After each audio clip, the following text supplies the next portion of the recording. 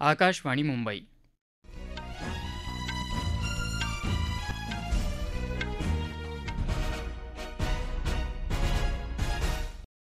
कौस्तुभ पटाईत राष्ट्रीय बातम्या देत आहे. ठळक बातम्या. हरियाणात भाजपला तर जम्मू काश्मीर विधानसभा निवडणुकीत नॅशनल कॉन्फरन्स आणि काँग्रेस आघाडीला स्पष्ट बहुमत. महाराष्ट्रातल्या 10 शासकीय वैद्यकीय महाविद्यालयांचं उद्या प्रधानमंत्र्यांच्या हस्ते दूरदृश्य प्रणालीद्वारे उद्घाटन. भौतिकशास्त्रातला यंदाचा नोबेल पुरस्कार जॉन जे हॉपफिल्ड आणि जेफ्री ई हिंटन या वैज्ञानिकांना जाहीर. आणि 17व्या राष्ट्रीय चित्रपट पुरस्कारांचं राष्ट्रपतींच्या हस्ते नवी दिल्लीत वितरण. ज्येष्ठ अभिनेते मिथुन चक्रवर्ती यांना दादासाहेब फाळके जीवन गौरव पुरस्कार प्रदान. जम्मू आणि काश्मीर तसंच हरियाणा विधानसभा निवडणुकीची मतमोजणी आज झाली. जम्मू काश्मीरमध्ये 90 विधानसभा मतदारसंघांपैकी 42 ठिकाणी नॅशनल कॉन्फरन्सचे उमेदवार विजयी झाले असून भाजपाचे उमेदवार 29 ठिकाणी विजयी झाले आहेत. काँग्रेस 6, PDP 3 तर JPC, CPM आणि आपचे उमेदवार प्रत्येकी एका ठिकाणी विजयी झाले आहेत. 60 ठिकाणी अपक्ष उमेदवारांनी विजय मिळवला आहे. माजी मुख्यमंत्री ओमर अब्दुल्ला बडगाम आणि गंदेरबाल या दोन्ही मतदारसंघातून विजयी झाले आहेत. हरियाणात 90 मतदारसंघांपैकी 48 ठिकाणी भाजपा उमेदवार तर 36 ठिकाणी काँग्रेस उमेदवार विजयी झाले आहेत. भारतीय लोकदलाचे उमेदवार 2 ठिकाणी तर अपक्ष उमेदवार 3 ठिकाणी विजयी झाले आहेत. एका मतदारसंघात काँग्रेसचा उमेदवार आघाडीवर आहे. कुस्तीपटू विनेश फोगाट जुलाना मतदारसंघातून काँग्रेसकडून विजयी झाले आहेत. तसंच मुख्यमंत्री नायब सिंग सैनी हे लडवा मतदारसंघातून विजयी झाले आहेत. हरियाणातलं भाजपचं यश हा सुशासन आणि विकासाच्या राजकारणाचा विजय असल्याचं प्रधानमंत्री नरेंद्र मोदी यांनी म्हटलं आहे.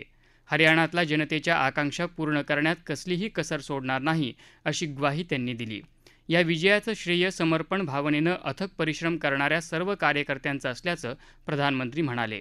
जम्मू काश्मीरमधून 370वं कलम हटवल्यानंतर पहिल्यांदाच झालेल्या निवडणुकीत मोठ्या प्रमाणात मतदान झालं आणि तिथल्या जनतेनं लोकशाहीवरचा विश्वास दाखवून दिला असं प्रधानमंत्र्यांनी म्हटलं आहे. भाजपच्या तिथल्या कामगिरीबद्दल आपल्याला अभिमान वाटतो असं त्यांनी म्हटलं. नॅशनल कॉन्फरन्सची या निवडणुकीतली कामगिरी कौतुकास्पद असल्याचंही त्यांनी म्हटलं आहे. भाजपला कौल दिल्याबद्दल भाजपा नेते केंद्रीय गृहमंत्री अमित शाह यांनी हरियाणातल्या जनतेविषयी कृतज्ञता व्यक्त केली आहे.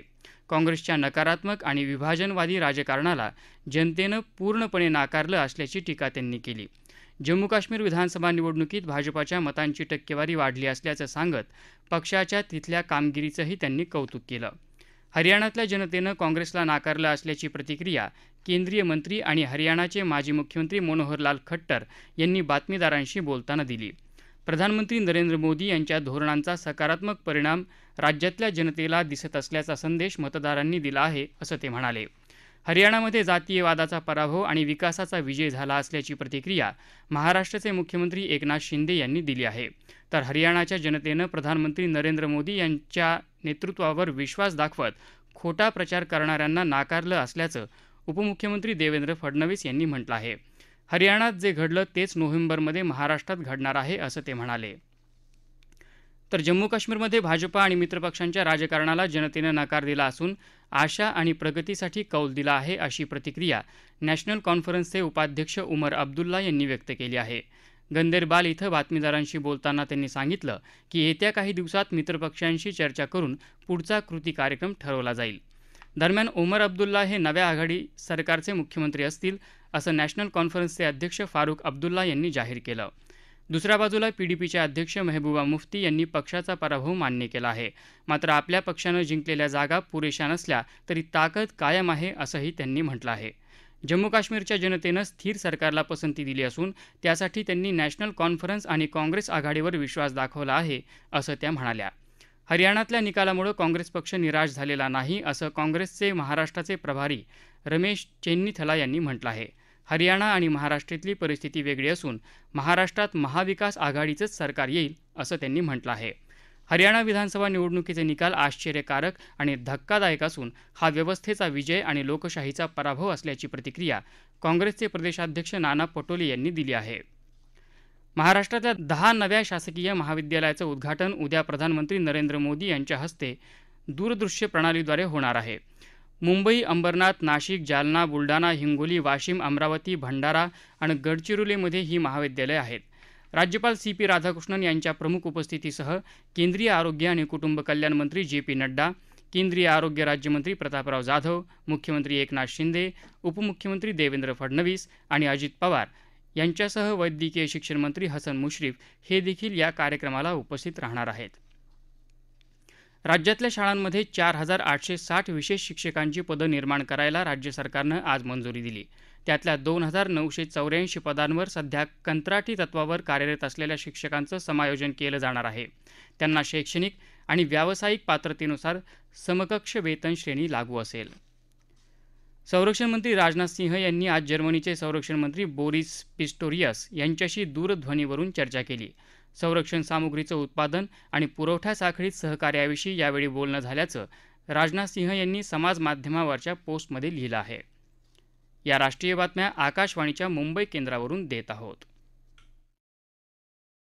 भौतिकशास्त्रातला यंदाचा नोबेल पुरस्कार जॉन J. हॉपफिल्ड आणि जेफ्री E. हिंटन या वैज्ञानिकांना जाहीर झाला आहे. कृत्रिम बुद्धिमत्ता विकासासाठी यांत्रिक शिक्षणात केलेल्या संशोधनाबद्दल हा पुरस्कार त्यांना मिळाल्याचं रॉयल स्वीडिश अकॅडमी ऑफ सायन्सेसनं जाहीर केलं आहे. जॉन हॉपफिल्ड यांनी प्रतिमा आणि इतर विदा प्रणाली साठवून ठेवण्याकरता संलग्न मेमरीची निर्मिती केली आहे. उपलब्ध माहितीतून वैशिष्ट्ये ओळखून काढून प्रतिमांमधून ते शोधण्याची कृत्रिम बुद्धिमत्तेची पद्धत जेफ्री हिंटन यांनी तयार केली आहे. या दोन्ही संशोधकांनी भौतिकशास्त्रातल्या पद्धती आणि संकल्पनांचा वापर या निर्मितीत केला आहे. चित्रपटसृष्टीतल्या सर्वात प्रतिष्ठेच्या समजल्या जाणाऱ्या दादासाहेब फाळके जीवनगौरव पुरस्कारानं आज ज्येष्ठ अभिनेते मिथुन चक्रवर्ती यांचा सन्मान राष्ट्रपती द्रौपदी मुर्मू यांच्या हस्ते झाला. 70व्या राष्ट्रीय चित्रपट पुरस्कार वितरण सोहळ्यात राष्ट्रपतींनी इतरही कलाकार आणि चित्रपटांना सन्मानित केलं. माहिती आणि प्रसारण मंत्री अश्विनी वैष्णव, राज्यमंत्री डॉ. L. मुरुगन आणि इतर यावेळी उपस्थित होते.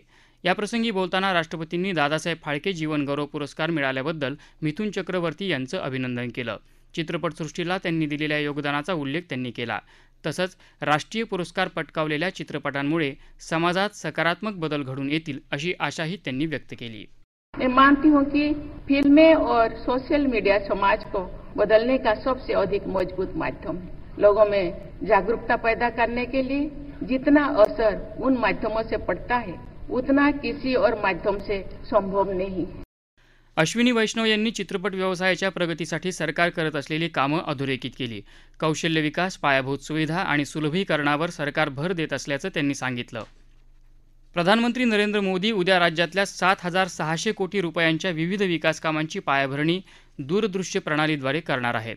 त्यात नागपूर आंतरराष्ट्रीय विमानतळाचा विस्तार, शिर्डी विमानतळाच्या नव्या एकात्मिक टर्मिनल इमारतीचं भूमिपूजन यांचा समावेश आहे. याशिवाय मुंबईत इन्स्टिट्यूट ऑफ स्किल्स आणि विद्या समीक्षा केंद्राचं उद्घाटन प्रधानमंत्री करणार आहेत.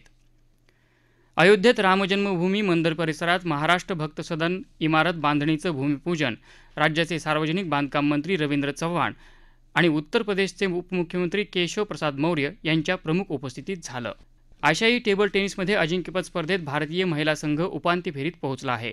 कझाकिस्तानमध्ये झालेल्या उपांत्यपूर्व फेरीत भारतीय संघानं दक्षिण कोरियाचा पराभव केला. मनिका बात्राच्या नेतृत्वाखाली भारतानं कोरियाच्या संघाला 3-2 असं पराभूत केलं. त्यामुळे स्पर्धेतलं भारताचं पहिलं पदक निश्चित झालं आहे. उपांत्य फेरीत भारताचा सामना उद्या जपानसोबत होणार आहे. ठळक बातम्या पुन्हा एकदा. हरियाणात भाजपला तर जम्मू काश्मीर विधानसभा निवडणुकीत नॅशनल कॉन्फरन्स आणि काँग्रेस आघाडीला स्पष्ट बहुमत. महाराष्ट्रातल्या 10 शासकीय वैद्यकीय महाविद्यालयांचं उद्या प्रधानमंत्र्यांच्या हस्ते दूरदृश्य प्रणालीद्वारे उद्घाटन. 7,600 कोटी रुपयांच्या विविध विकास कामांचंही भूमिपूजन. भौतिकशास्त्रातला यंदाचा नोबेल पुरस्कार जॉन J. हॉपफिल्ड आणि जेफ्री E. हिंटन या वैज्ञानिकांना जाहीर. आणि 70व्या राष्ट्रीय चित्रपट पुरस्कारांचं राष्ट्रपतींच्या हस्ते नवी दिल्लीत वितरण. ज्येष्ठ अभिनेते मिथुन चक्रवर्ती यांना दादासाहेब फाळके जीवनगौरव पुरस्कार प्रदान. याबरोबरच आकाशवाणी मुंबई केंद्रावरचं हे राष्ट्रीय बातमीपत्र संपलं. नमस्कार.